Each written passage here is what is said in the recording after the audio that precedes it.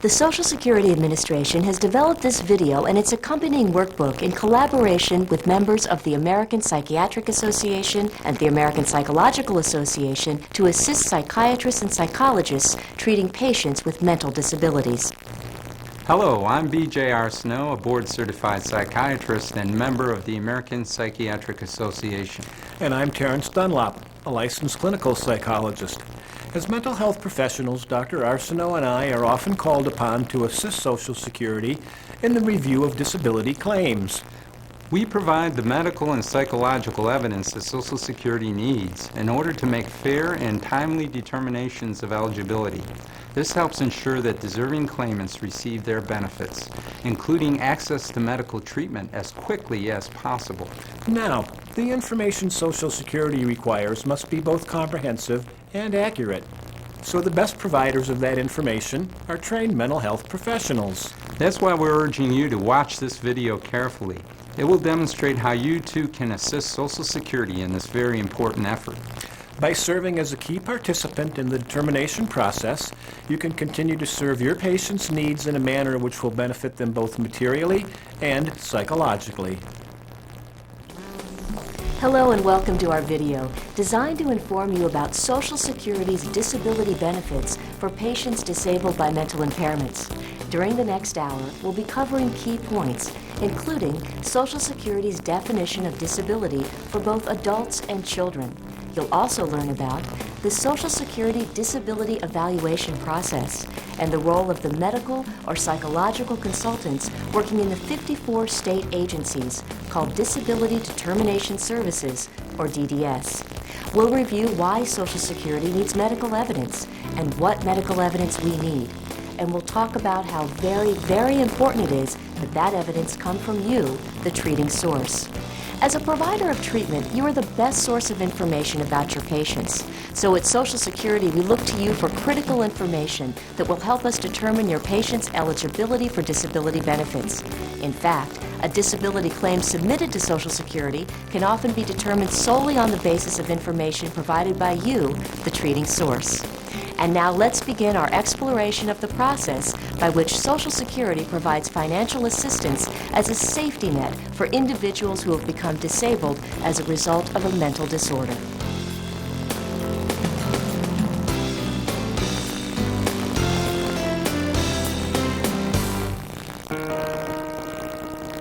I'd like to return to something we talked about last time, Carl, which is getting you back to work. I just don't think I can do it, Doctor. I feel a little better than when I was in the hospital, but most days I just don't want to get out of bed. I'm not sleeping any better, and I just have no appetite, none. I'm watching too much TV, and frankly, what with my income down to practically zero, I'm worried about paying my bills. I see. Well, for now, Carl, let's just give the medication some time to work, all right? And I'll see you back here next week at the regular time, okay? One of the facts which makes your role in the determination process so very important is that you're in an excellent position to inform your patients about the availability and value of Social Security disability benefits. In the scene we just watched, Dr. Jackson didn't provide that information. Why? Perhaps she wasn't familiar with the valuable, in many cases essential benefits available to patients such as Carl Baker. Let's return to that scene we observed a moment ago, but this time Dr. Jackson is familiar with Social Security's disability programs. I'm not sleeping any better, and I just have no appetite, none. I'm watching too much TV, and frankly, what with my income down to practically zero, I'm worried about paying my bills. Well, let's give the medication a bit more time to work. In the meantime, have you considered applying for Social Security disability? It might help alleviate your financial worries. Social Security? Me?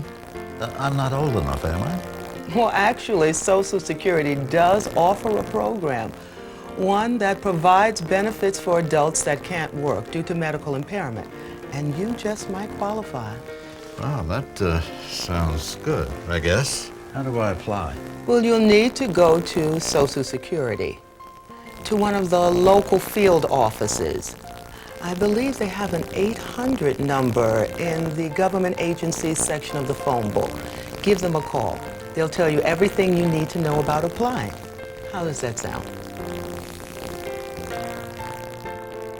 Contact Social Security. That's good advice for Carl Baker and for many other potential beneficiaries of disability benefits. In fact, Social Security administers 2 programs that provide benefits based on disability: the Social Security Disability Insurance Program and the Supplemental Security Income, or SSI, program. Each year, more than 2 million people nationwide apply for benefits under these programs. Currently, Social Security and SSI disability payments are made to more than 9 million disabled individuals under age 65 and their families. Now, the term disability, as you might suppose, has a fairly strict definition.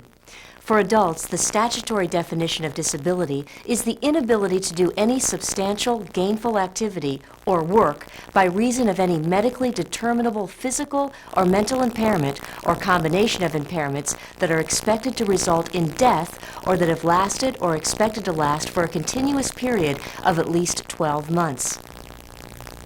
Once granted, disability payments continue as long as the beneficiary is unable to work due to his or her impairment or impairments.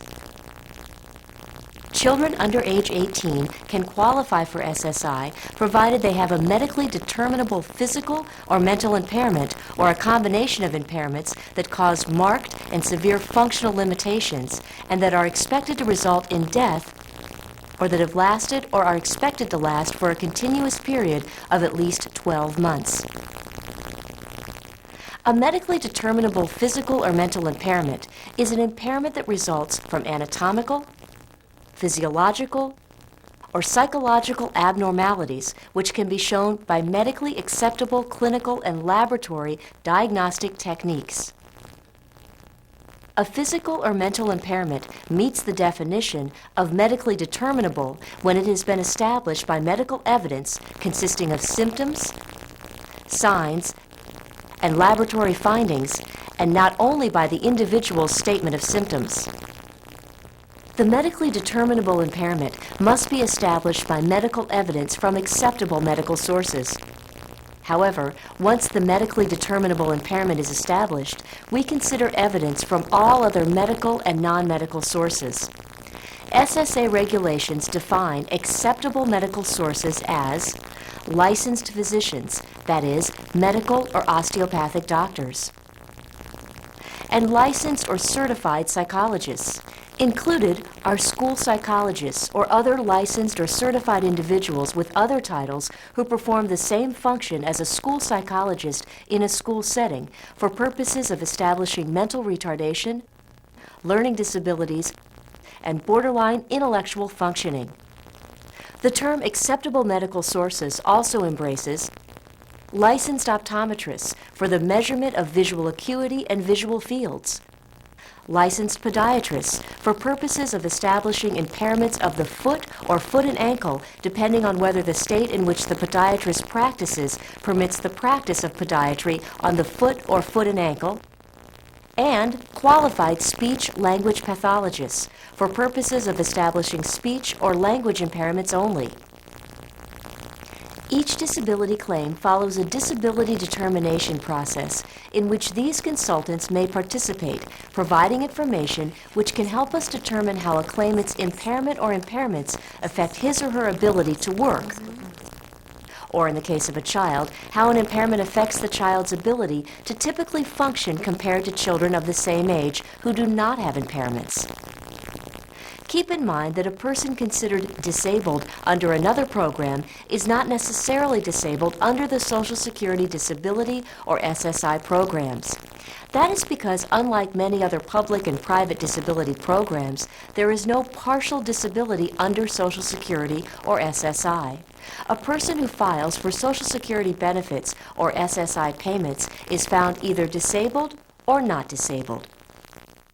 Keep in mind, too, that a child who is enrolled in special education classes is not necessarily disabled under the SSI program.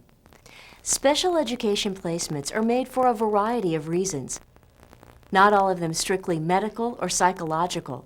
Moreover, the types and intensities of remedial efforts cannot be determined without additional information. Therefore, if a child is in special education classes, we will consider the reasons for that placement.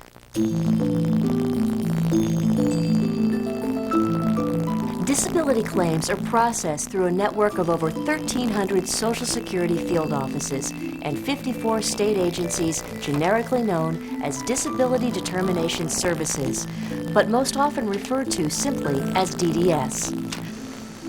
The claimant, that is, the person requesting disability benefits, can apply at a Social Security field office either by mail, by telephone, Oh, yes. Hello. My name's Carl Baker, and or in person. In most instances, a spouse, parent, guardian, or other authorized representative can apply for the claimant.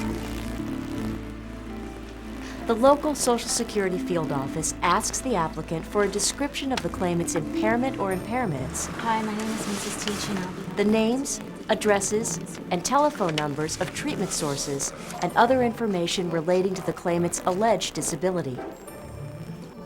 The claimant then signs properly executed consent forms for the release of medical records. These forms accompany all requests for medical records. The field office verifies the claimant's non-medical eligibility requirements, such as age, employment, marital status, income and resources, and Social Security coverage information. Many adult patients under age 65 are pleased to learn that every person who pays into Social Security contributes to the Social Security Disability Trust Fund. As a result, these patients may become eligible for monthly Social Security disability benefits, provided they have worked long enough and recently enough under Social Security. Just that news alone can be of immense comfort to your patients. After working for a certain period of time in employment that is covered under Social Security, people meet the non-medical eligibility criteria. So if they become impaired and cannot work, they may become entitled to a Social Security disability benefit. In addition, Medicare coverage becomes available to those who have received disability benefits for 24 months. Let's turn our attention to SSI, or Supplemental Security Income, for a moment. SSI disability payments are made from general revenue funds rather than from Social Security funds and are for people under 65 with limited income and few resources who have a qualifying disability. Most SSI recipients also qualify for Medicaid, a state-run medical assistance program. It's the job of the local Social Security office to decide whether a claimant meets the non-medical requirements for SSI, beginning with verifying that the claimant's income and resources are within the SSI limits. When a child is applying for SSI benefits, a child such as 12-year-old Nathaniel Asner, Social Security must consider the income and resources of parents who are living in the same household with the child. However, when that child turns 18, Social Security no longer considers the parent's income and resources when determining whether he or she can get SSI. So children who were not eligible for SSI before their 18th birthday because their parents' income or resources exceeded eligibility requirements, as is the case with Jane Burroughs, age 16, may become eligible at 18 once their parents' income and resources are no longer considered. After the Social Security field office has evaluated non-medical eligibility requirements and determined that those requirements are met, the case is sent on to a DDS office for evaluation of medical eligibility. The Disability Determination Services are state agencies fully funded by the federal government and responsible for developing medical and other evidence and making the initial determination on whether a child is or is not disabled or blind under the law. The process of gathering medical information begins with you, as the DDS attempts first to obtain evidence from the claimant's own medical sources. It's important to keep in mind that a claimant's medical eligibility can often be determined solely on the basis of medical evidence from you, the treating clinician, without requiring any new tests or consultations. For this to happen, we need you to assemble and submit your information in a timely fashion. Dr. Kingsley? Dr. Kingsley, my name is Maya Benson, and I'm a disability claims examiner with the State Disability Determination Service. Yes, good afternoon, Miss Benson. Doctor, recently I mailed you some medical forms to complete regarding your patient, Nathaniel Asner. His parents have applied for supplemental security income form on the basis of ADHD, and I'm calling you now to see if you received the forms and to ask if you'll be able to provide us the medical information we need in order to properly evaluate Nathaniel's disability claim. You say Nathaniel Asner. I can't say that I recall receiving those forms. You're aware that Nathaniel is a child. Well, yes, our records show that Nathaniel is 12. My point is, I'm not sure I understand how a child can qualify for disability.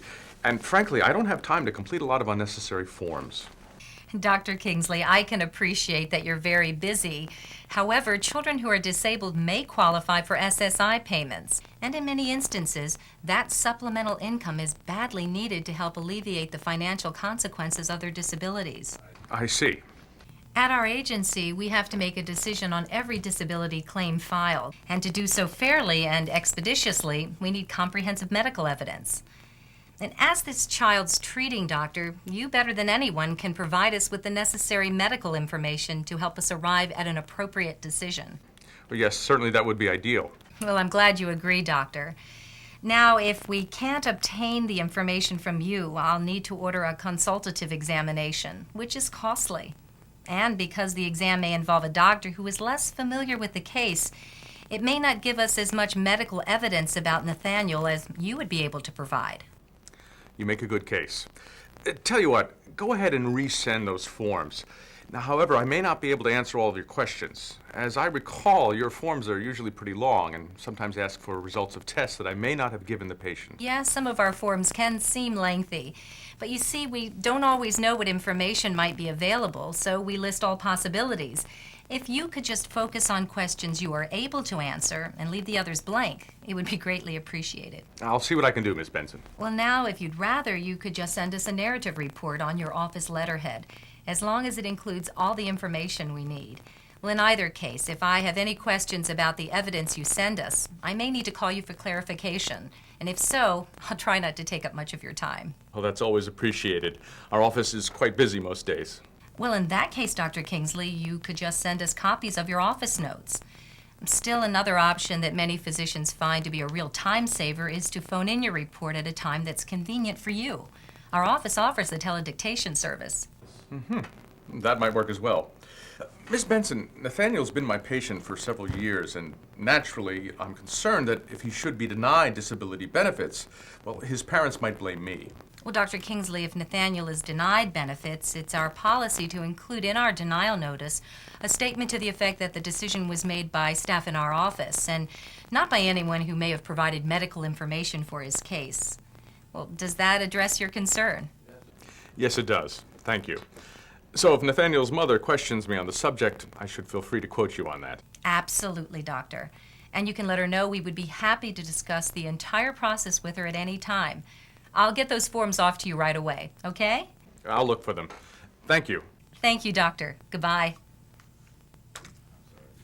In addition to medical information, that is, the patient's history, clinical and laboratory findings, and diagnosis, Ms. Benson will need information from Dr. Kingsley on the impact of any medical treatment or therapy on his patient's daily living activities and ability to function effectively. Okay. Detailed medical evidence enables a DDS team, none of whom ever sees or examines the claimant, to determine the nature, severity, and limiting effects of the impairment or impairments. This adjudicative team consists of a psychiatric or psychological consultant and a disability examiner. The disability examiner is a layperson well trained in the medical, legal, administrative, and other program requirements. The examiner obtains medical and other evidence, including, when appropriate, vocational evidence, and then reviews, interprets, and evaluates the findings with the psychiatric or psychological consultant. The consultant's primary role is to judge the severity of an impairment based on review, analysis, and interpretation of the significant clinical findings and test results and other evidence in the case. Although you may not have all the detailed medical evidence the adjudicative team needs, your records are important and may supplement other medical information the team obtains elsewhere. Your information also helps the team determine an impairment's probable duration and, for adults, the claimant's remaining capacity to engage in work-related physical or mental activities. Let's take a detailed look at the types of information Social Security needs from you, if available, beginning with history. This includes chief complaints, onset of symptoms, course of illness, hospitalizations, treatment prescribed with response, social functioning and work history for adults, or development and functioning for children. Clinical findings give dates and results of mental status examinations, provide detailed positive and negative findings. The evidence to make a disability determination should be detailed enough to enable the DDS adjudicative team to determine the severity, extent, and duration of the claimant's impairment or impairments. The more detailed your findings are, the easier it is for us to make that determination. More generally, we need a description of the claimant's appearance, behavior and speech, thought process, for example, loosening of associations, thought content, for example, delusions, perceptual abnormalities, for example, hallucinations, mood and affect, for example, depression or mania, sensorium and cognition, for example, orientation, recall, memory, concentration, fund of information, and intelligence, judgment and insight, and capability. That is the individual capable of handling awarded benefits responsibly? These findings that you use to identify the clinical illness of your patient are also the findings that we use to make disability determinations. If you have other test results, such as psychological tests, neuropsychological tests, or neurological tests, we would appreciate the dates and results of such tests. Concerning diagnosis and prognosis, these need to be supported by the clinical and laboratory findings. The Social Security Administration recognizes the standard nomenclature as set forth in the current Diagnostic and Statistical Manual of Mental Disorders, published by the American Psychiatric Association. At Social Security, we'll understand if you're not able to provide all the evidence we need to make a determination. However, we encourage you to help your patients by responding to our requests for information with whatever you can provide. Now, what happens if Dr. Kingsley's evidence turns out to be unavailable or is insufficient to make a determination? In that case, the DDS may purchase, at government expense, a consultative examination. Oh, Nathaniel, it's good to finally get to meet you. The consultative exam provides additional, detailed medical findings about a claimant's impairment or impairments, or provides technical or specialized medical evidence not available in a claimant's current medical file. The Social Security Administration generally considers you to be the preferred source for performing a consultative examination or test on your own patients. As the treating source, you have an ongoing treatment relationship with the claimant and are the single best source of medical evidence about the nature and severity of your patient's impairments. However, if you are unwilling or unable to perform the needed tests or examination, as is the case with Dr. Kingsley and his patient Nathaniel, then the DDS will arrange for an independent source to perform them.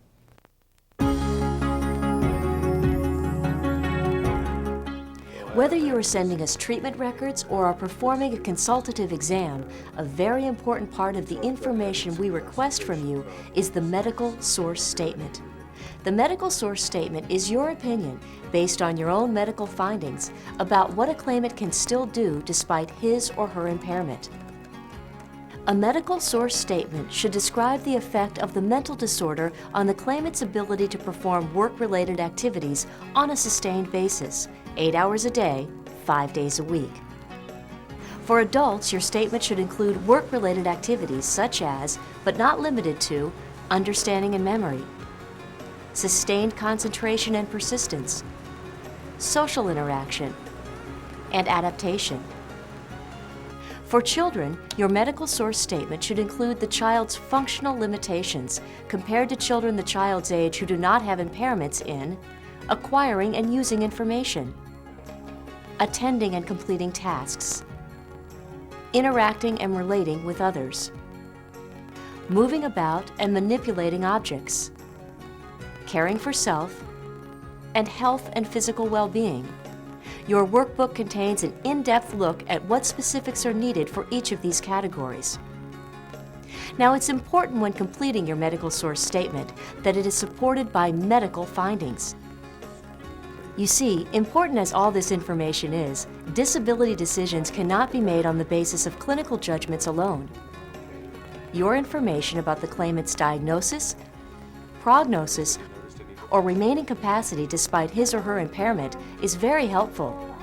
But disability can only be determined if supporting medical findings are reported.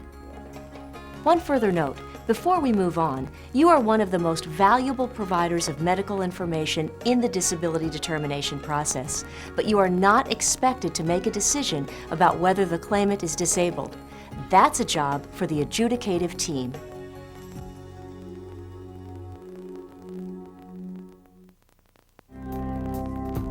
After the DDS receives medical evidence from you, from a consultative exam, or both, it's time for the adjudicative team to review the medical evidence.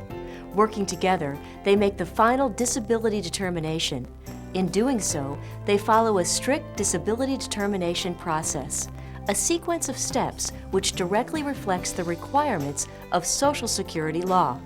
This step-by-step procedure, known as the sequential evaluation process, is designed to achieve the highest degree of accuracy, uniformity, consistency, and timeliness.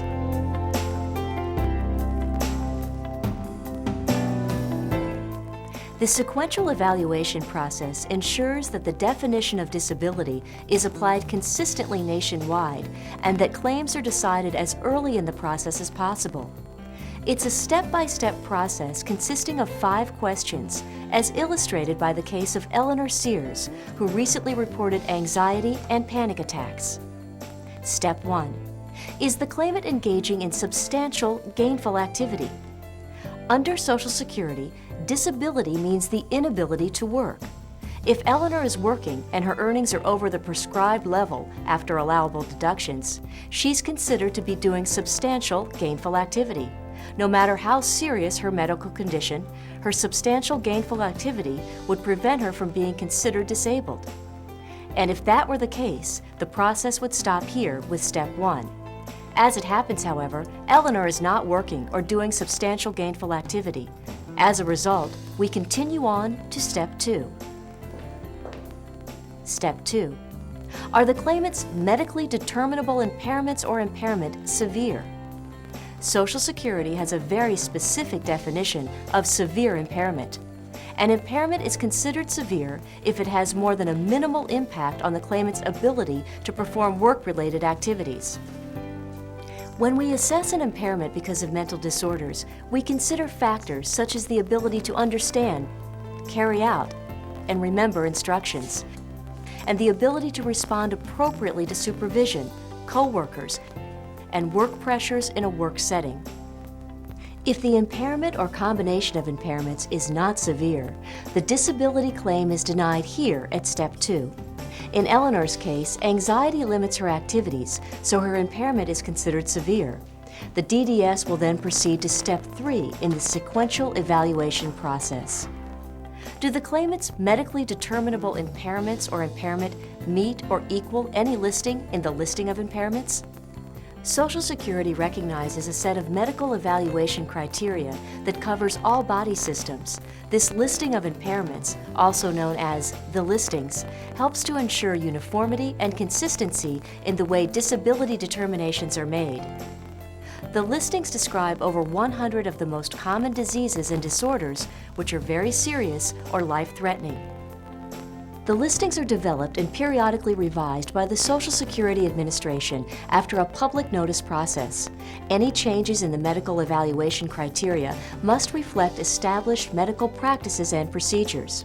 In Eleanor's case, if she is not doing substantial gainful activity and her impairment meets one of the listings and the duration requirement is met, she would be found disabled under Social Security. The duration requirement, by the way, states that an impairment must have lasted or be expected to last for a continuous period of 12 months or be expected to result in death. Now, if Eleanor's impairment is severe but does not meet a listing, then the adjudicative team determines whether she has an impairment or combination of impairments that is medically equivalent in severity to any listed impairment. The team compares the signs, symptoms, and laboratory findings associated with the impairment to the corresponding criteria shown in the listing. If Eleanor's condition does not meet or equal a listing, the adjudicative team will move on to Step 4 for consideration of both medical and vocational factors. Step 4. Do the claimant's medically determinable impairments or impairment preclude the ability to perform past relevant work? At this stage in the process, the adjudicative team considers to what extent a claimant's impairment or impairments exert any limiting effects on the claimant's physical or mental ability to perform work-related activities. We then compare these limitations and what the claimant can still do with the physical demands of his or her past relevant work. In Eleanor's case, her ability to concentrate may be diminished as a result of her impairment to the extent that she is unable to perform a job requiring completion of a complex series of steps.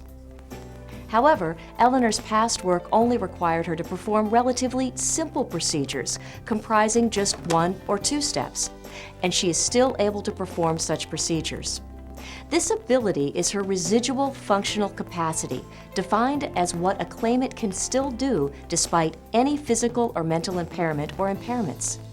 To determine whether an individual has a disabling mental impairment, we consider to what extent he or she has the ability to remember locations and work-like procedures, to understand and remember very short and simple instructions, to understand and remember detailed instructions, to carry out very short and simple instructions, to carry out detailed instructions, to maintain attention and concentration for extended periods, to perform activities within a schedule, maintain regular attendance, and be punctual within customary tolerances, to sustain an ordinary routine without special supervision, to work in coordination with or in proximity to others without being distracted by them, to make simple work-related decisions, to complete a normal workday and work week without interruptions from psychologically based symptoms, and to perform at a consistent pace without an unreasonable number and length of rest periods, to maintain socially appropriate behavior, and to adhere to basic standards of neatness and cleanliness, to interact appropriately with the general public, to ask simple questions or request assistance, to accept instructions and respond appropriately to criticism from supervisors, to get along with coworkers or peers without distracting them or exhibiting behavioral extremes, to set realistic goals or make plans independently of others, to travel in unfamiliar places or use public transportation, to respond appropriately to changes in the work setting, to be aware of normal hazards and take appropriate precautions. If, after considering all these factors, we determine that Eleanor has the residual functional capacity to perform her past relevant work, her disability claim will be denied. If she cannot carry out past relevant work, we move to Step 5 of the adult sequential evaluation process. Do the claimant's medically determinable impairments or impairment preclude the ability to perform any other work? At this, the final step of the adult sequential evaluation process, the adjudicative team will determine whether the claimant has the residual functional capacity to perform other work, that is, work appropriate to the claimant's age, education, and work experience. The claimant will be found disabled if he or she does not have the ability to perform such other work. If the claimant does have the ability to perform other work which exists within the national economy, the claim is denied.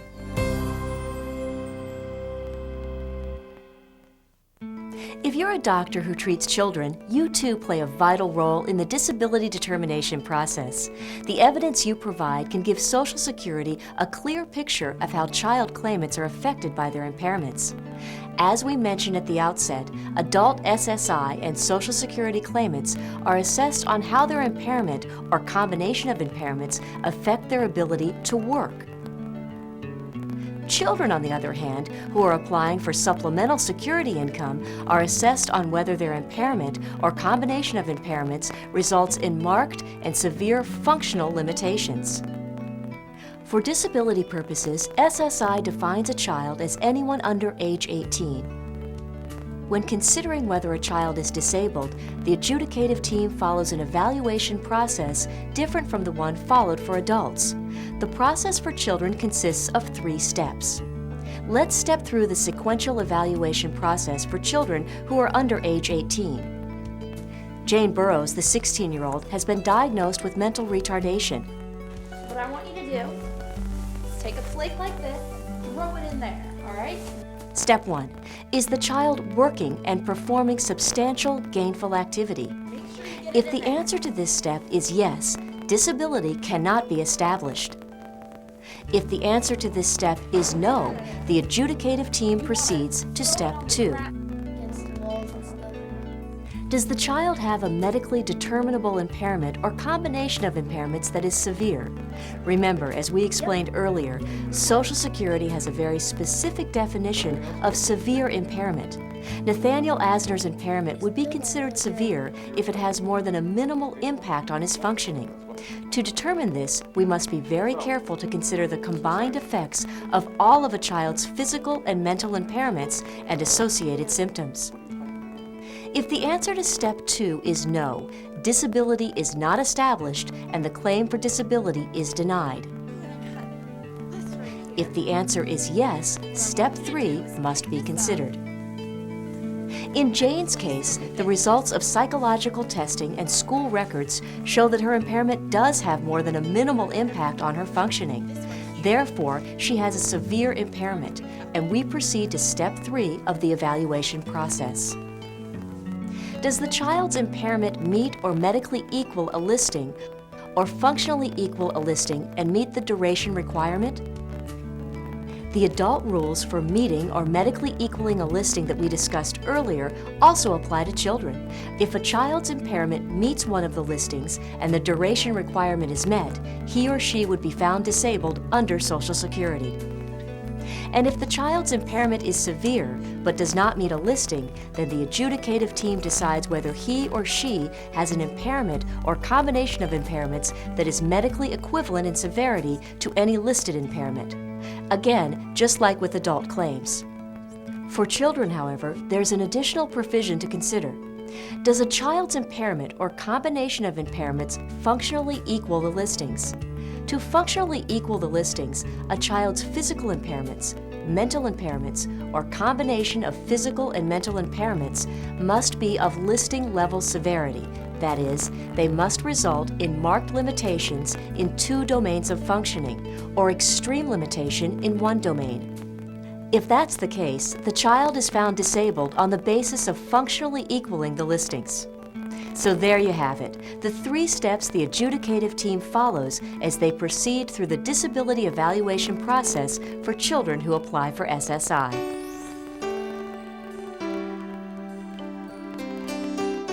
In step 3, we referred to domains of functioning. The domains comprise 6 areas of functioning that we use to determine whether a child's impairment functionally equals the listings. Most activities encompass more than one domain. You're about to see that Nathaniel's school activities involve several domains, beginning with acquiring and using information. In this domain, we consider how well the child acquires or learns information and how well he or she uses the information learned. Attending and completing tasks. In this domain, we consider how well the child is able to focus and maintain attention, and how well he or she begins, carries through, and finishes activities, including the pace at which the activities are performed and the ease with which the child changes activities. Interacting and relating with others. In this domain, we consider how well the child initiates and sustains emotional connections with others, develops and uses the language of his or her community, cooperates with others, complies with rules, responds to criticism, and respects and takes care of the possessions of others. Moving about and manipulating objects. In this domain, we consider how the child moves and manipulates his or her body from one place to another, and how he or she moves and manipulates things. These are called gross and fine motor skills. Caring for yourself. In this domain, we consider how well the child maintains a healthy emotional and physical state, including how well the child copes with stress and changes in his or her environment, and whether the child takes care of his or her own health, possessions, and living area. Health and physical well-being.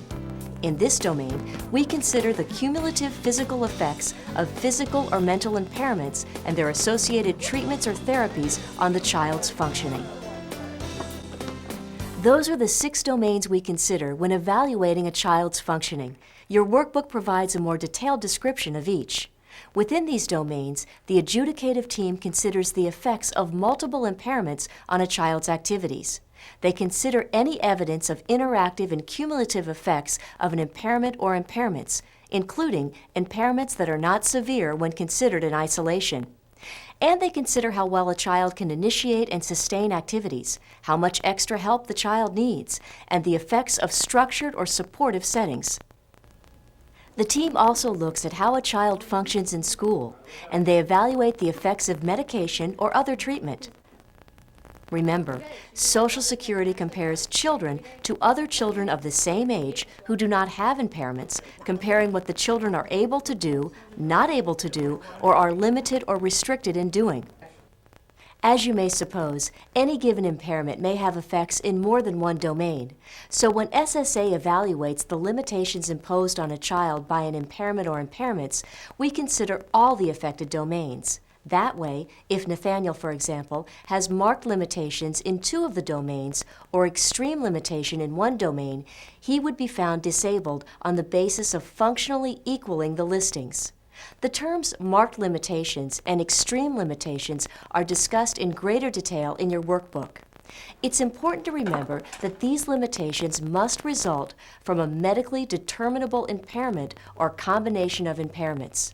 With your help, we'll be able to make the necessary determination fairly and in a timely manner.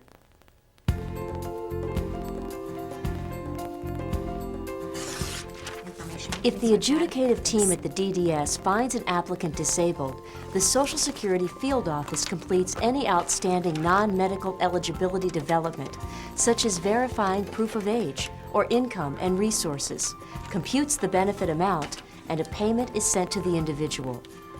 If the applicant is found not disabled, he or she may file a request for reconsideration at any field office or by calling SSA.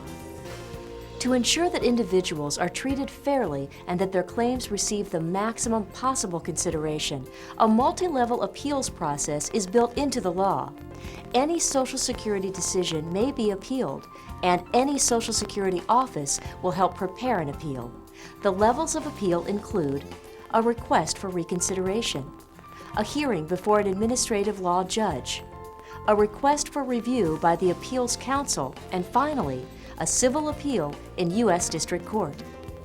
Continuing disability reviews are a key component of Social Security's disability benefit program. After a person starts receiving disability benefits, the law requires that we periodically review his or her case to verify that he or she is still disabled.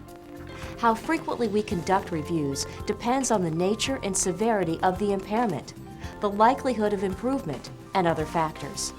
Reviews may occur as soon as 6 months after the claim was allowed for cases in which medical improvement is expected, or as infrequently as every 7 years for cases in which medical improvement is not expected. An adult's disability benefits generally continue unless evidence establishes that there has been medical improvement that is related to the beneficiary's ability to work and that as a result, the individual can now perform substantial gainful activity. Carl Baker, however, is unable to perform substantial gainful activity, so his disability benefits will continue. A child's disability benefits generally continue unless evidence establishes that there has been medical improvement and that the child no longer has marked and severe functional limitations. For children who remain eligible for SSI payments during the month before they turn 18, Social Security will redetermine their disability within the 1-year period starting with their 18th birthday. In making these redeterminations, Social Security applies the same rules that are used for determining disability for adults who file new claims.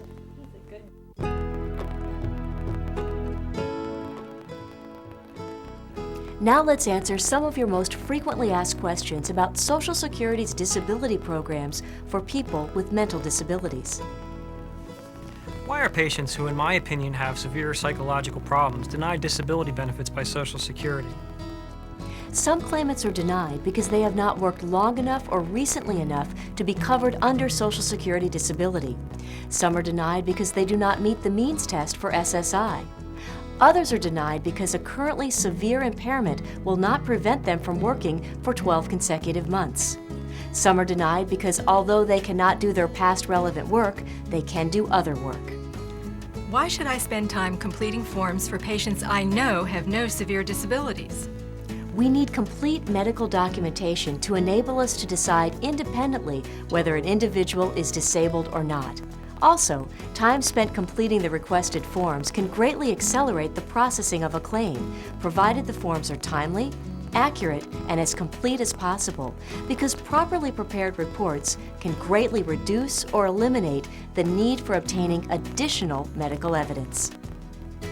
What if I don't have all the information requested? Send whatever information you have. All information you provide is valuable and can be used in the disability determination.